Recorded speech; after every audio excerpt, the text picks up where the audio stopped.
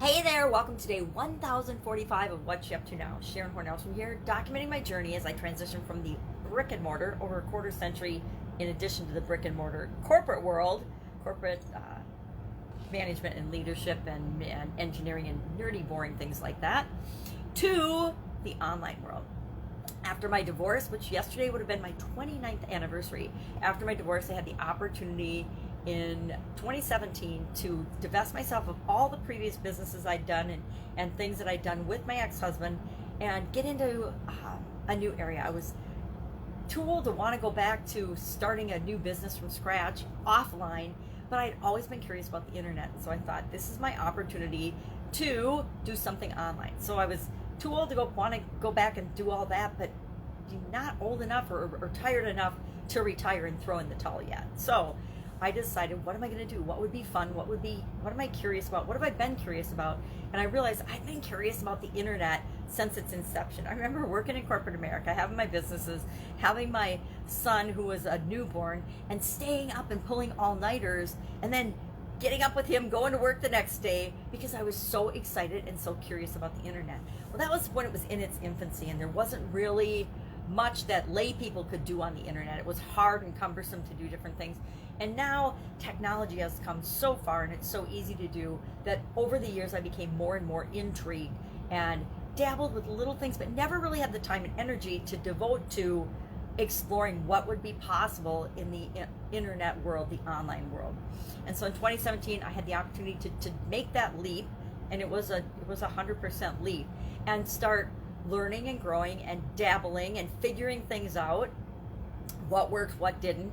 And of course, talked about shiny objects yesterday and shiny object syndrome, something I'd never really heard of offline. And I suppose I did a little bit because I dabbled in different businesses and was in different businesses and industries, but nothing like the tsunami of shiny object syndrome that I experienced when I came into the internet world, to the online world. And I am sad to say I did go down some paths that were just not right for me. I spent a lot of time figuring out different modalities and technologies and things online, thinking I had to figure it out all myself. There's this belief for some reason when we go online that we have to figure out way more ourselves, and if we can get over that quickly and realize that there's only a few things we personally need to do and lead and figure out, and then we do the things that we love to do. We don't get pulled into figuring out all the nerdy, detailed engineering, technological aspects of everything. Now, some people love that and are awesome at that, and that will be what they create their online life about. Me, not so much.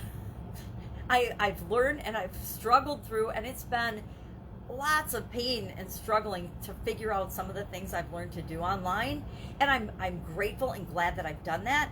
But now, when I realized that I didn't have to do it all myself, I could just hire and team build and put pieces together to get all of the things I want to get done, but I don't have to physically do them myself. Now, if I'm really honest with myself, I will admit that I did the same thing in the offline world. I did far too many things myself once I left corporate America than I ever had to. And that put a cap on some of my businesses and some of the things that I did offline. There are other factors in that as well, but if I'm really honest, I was the biggest problem in any business and any situation I've ever been in. It's always been, and I'm not saying it was always my 100% fault, but I was the biggest problem and deterrent to myself expanding and growing and figuring out and becoming whatever I wanted to become. And the same is true online. And I guess it took me a while to figure that out as well. So now I work on the things that I'm interested in, the things in the areas I want to do and want to contribute. And I've taken all the stuff that I've learned and I make it my own, and I do it and share it in the way that feels consistent with me, my core values, who I really am. For example, I do a lot of challenges. I've done challenges literally for decades, not just the last 5 years or how many ever years people have been doing, probably less than that. The last year for sure, the last 2 years, the people have been doing online challenges as a marketing tool to build their business. I've been doing them since, I don't even remember when I did my first challenge, but I've been doing them offline for a long time, and then I moved online. I did them in a blog, I want to say 10 years ago, I was doing stress challenges on my blog. Why? Because I was freaking stressed out. I was running around like a chicken with my head cut off, literally sprinting through my life. If I was a sprinter and could run, I would have been considered sprinting through my life. And guess what? I wasn't very happy. I was extremely dull. Our idiom today was all work and no play makes Jack a dull boy, or Jill or Jane or whatever, makes Sharon a dull girl or dull woman. Everybody who people will tell you online and offline that you need to hustle and grind and just really struggle and sacrifice and face loneliness and all these other things in order to create and build a successful business, either online or offline. And it is a 100% lie. Is work and energy and effort required? Yes. But if I'm making a choice to work and do something, then I'm not sacrificing everything that I say no to. That is just a thing that people tell you to get you to do what they want. If you're sacrificing something, if it truly feels like a sacrifice, then probably the thing that you're doing isn't the right thing for you. Because it's like love. Love shouldn't ever be painful, right? Love shouldn't ever hurt. I don't know who made this crap up, but it's ridiculous. We do not live in a scarce universe. There is plenty for everyone to go around, no matter what it is that you want to do or be or have. Now, there's a difference between wanting to be a greedy trillionaire who just hoards things and wanting to make the world a better place.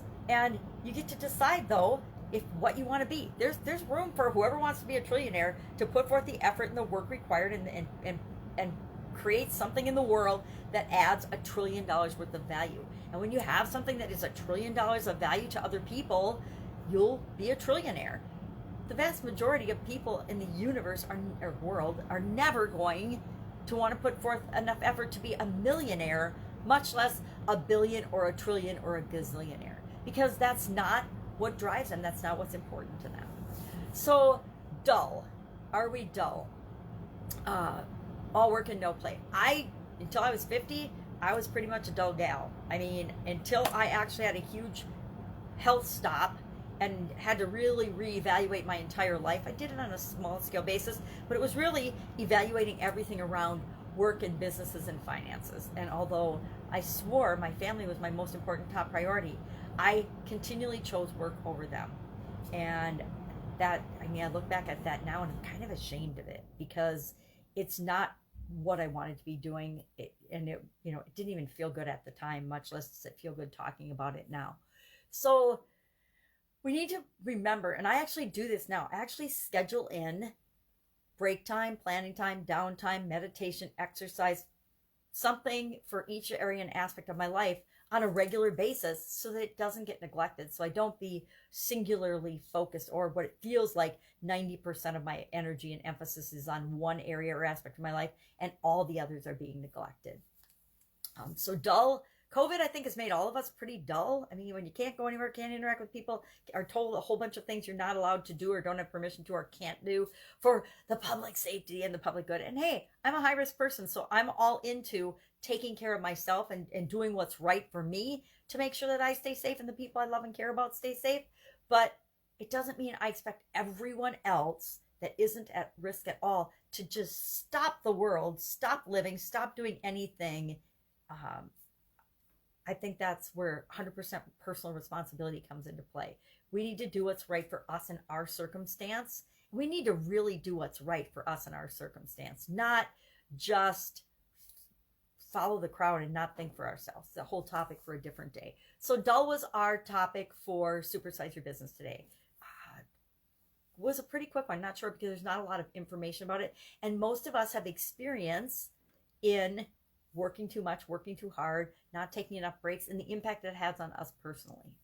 Get Up and Go challenge today was about our change reaction. How do we respond and react when faced with a change or a challenge or a setback or an obstacle or a positive change or challenge? Because we tend to have a process already. We already have a way of dealing with everything, right?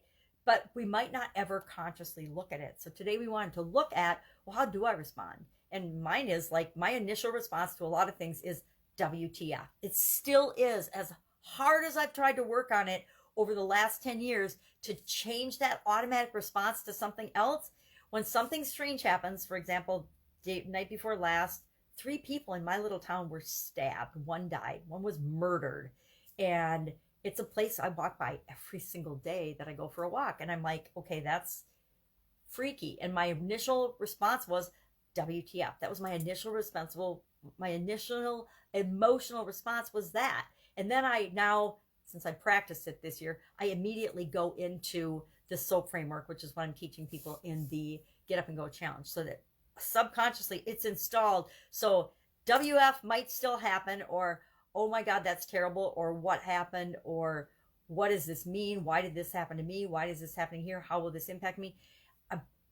I immediately go into the SOAP framework and the problem solving mode of that, then even if I ask that initial WTF question. Now, I try to make WTF not be my initial response and question, but sometimes when crazy things like this happen, when crazy things like COVID happen, it's just what comes up for me. It's my go-to question. And so I want to make sure that I don't stay there, though. If I stay in the WTF mode, I am not going to get the results that I want, because I'm not going to be in a very good frame of reacting to a change or a challenge if that is what the position that I'm coming from as I start problem solving. Fun challenge today was about 5 places that you'd like to travel or are fun to travel. I shared 5 places where I've been and that I had fun at, but you could just say, and I left it open so that people in the challenge could do whatever they want, either 5 places they've been to or 5 places they would love to travel to and go to. After COVID, of course, we're not traveling and going all around the world during COVID. That would be kind of silly and irresponsible of us. At least those of us with health challenges, that would be silly and irresponsible of us. I would think perfectly healthy people that have the finances and the resources to travel to beautiful places around the world, this would be the time to actually do it, because things have got to be dirt cheap. I haven't looked into it because I'm not one that should travel during this time, but I would think that that our world travelers could be traveling at and having amazing experiences and accommodations and destinations and flights and things. I would think that right now, what's a disadvantage to some of us and we can't travel, there are probably people that are perfectly capable and could be really enjoying traveling. Heck, there probably are people that are globetrotting and traveling all the world and having an amazing time because they're not in a high risk category. They're not risking their health. They're being safe, and they're still being able to get out and experience all the beauty that this world has to offer, even during a pandemic or a chaotic, crazy year. So that's what I am working on.